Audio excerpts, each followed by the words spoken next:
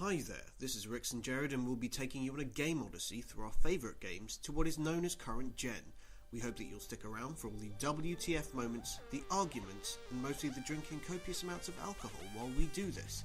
So why don't you grab a seat, grab a drink, and see which side you weigh in on with this episode of Insert Game Here.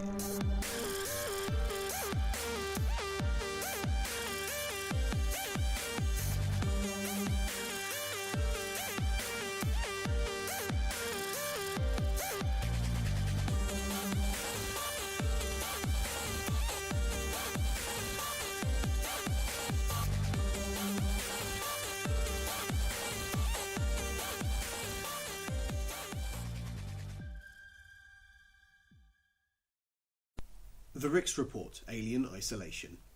From the moment you see the xenomorph in all its glory, you realise one of two things. The first, this creature is terrifyingly beautiful. And the second,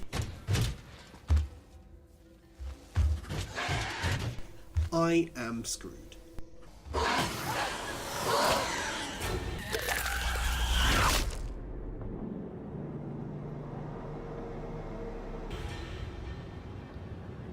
Publisher Sega and the Creative Assembly have done an amazing job at recreating the feel and dread of being trapped with a killer machine. The station Sevastopol pays homage to the clunky VHS space feel of the 80s. Every element has been crafted from whom we can tell to be genuine fans of Ridley Scott's 1979 masterpiece Alien.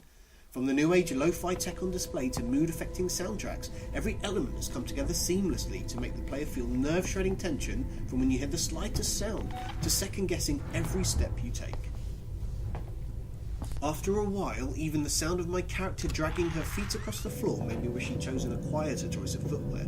You become sensitised to the smallest of sounds, and let's not talk about what the creaking of the hull and the grinding of large machinery did to my pulse rate.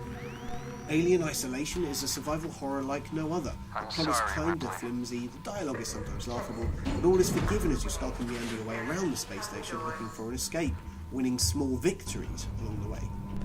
This isn't a game, it's an experience. Rarely have I played something in recent memory that brought me back to a time when I was nervously excited to experience what the game had in store for me next, fighting my natural instinct to run while being stalked by the smarts of an AI of the alien, and finding myself hiding for stretches at a time, focused on the light emitted from my tracker and the harrowing beep at the lightest movement.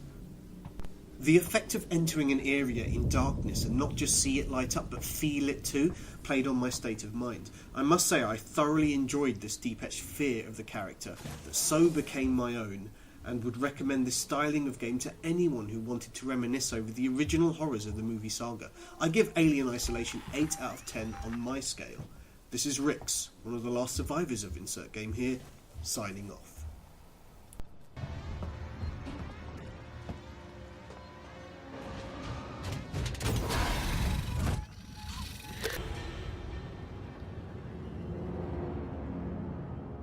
So what do you think of the game?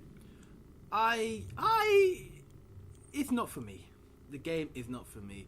I don't like those suspense, thriller type games that have your heart in your throat every second and you're stressing that you're going to get caught and then you keep on dying and you keep having to replay it. Oh, but that was the beauty of the game. The game was suspense. It was keeping you on the edge of your seat while playing the whole thing. Yeah, but we have difference of opinions. This is your type of genre. My genre is point a gun and shoot and the thing dies, not shoot the gun and it's impervious. This took me back to Resident Evil. I love playing that when I first experienced it, and that was kind of the same horror in terms of trying to survive. But I suppose this is where we differ. Yeah, because Resident Evil isn't my type of game. Even though I have played Resident Evil 6 with you, but I've only done it as a co-op. Resident Evil I don't have the patience for. You have to keep running back and then putting things in places and making it work and then having to figure out all the little codes to get into the next room and stuff like that. True. Not for me. No, sorry, Bob. No, couldn't do it. The suspense of just crawling, being quiet, just trying to get from A to B, and the game just taking forever just to get from A to B, and you're like, let me get there. Let me get there. Guns blazing, people dying, body limbs flailing everywhere. No. That's a small part of the game, and I don't know. I assume the gameplay. Look, I love Sega. Sega have made some great games. They have. but this is not my type of game. Okay. Playing it, I almost dropped down dead. You were sitting next to me when I played it. Yeah, that was very amusing watching you. No, it was not. creep and No, crawl around. no, it wasn't. And I'm begging you, please, I don't want to play this game no more. And you're like, no, continue. I'm like, no, I don't want to continue anymore. I just want to go home. Ah, it's I such want to go a home shame. and lay down. I was like, no, it wasn't. It's not my type of game. Don't get me wrong.